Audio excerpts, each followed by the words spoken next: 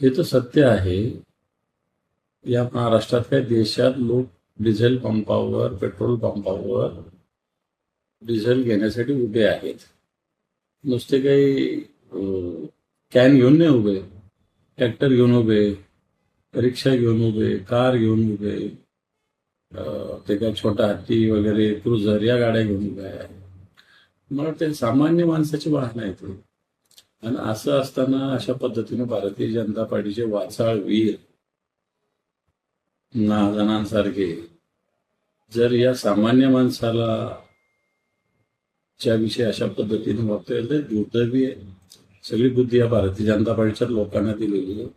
सरकार चालवता येत नाही, देश चालवता येत नाही, राज्य चालवता येत नाही आणि लोकांच्या डोक्यावर टाकायचं. जर 80% लोक अशा पद्धतीनं वागतात, अशा पद्धतीने तुमचं वक्तव्य असलं, मला वाटतं याचा निषेध आम्ही करतो. संजय गायकवाड फक्त कव्हर पेज वाचतो, आतमध्ये काय त्याला माहीतच नाही. मी म्हणतो किमान प्रस्तावना तरी वाचली पाहिजे त्यांनी.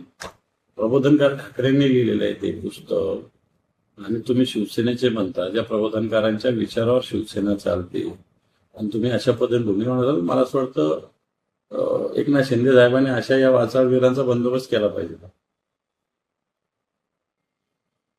खरं तर मोठे गावकर हे अशा पद्धतीनं ज्या ट्युशन क्लासेस आहे, मोठे गावकर सारखे किंवा अन्य कोणत्याही, हे आता सुरूच नाही राहायला पाहिजे. परंतु हे शिक्षण व्यवस्थेचं अपयश आहे की असे क्लासेस मध्ये लोक आणि विद्यार्थी जातात.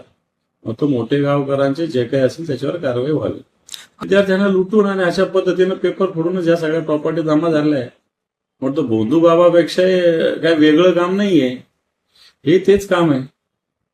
विद्यार्थ्यांचं लुटलेलंच आहे त्यांनी आणि विद्यार्थ्यांचं भवितव्य आणि भविष्य खराब केलेलं आहे. शुभेच्छा मीही देतो. आणि ते तर शेवटी भाऊ आहेत, एकमेकांच्या तर गेलंच पाहिजे.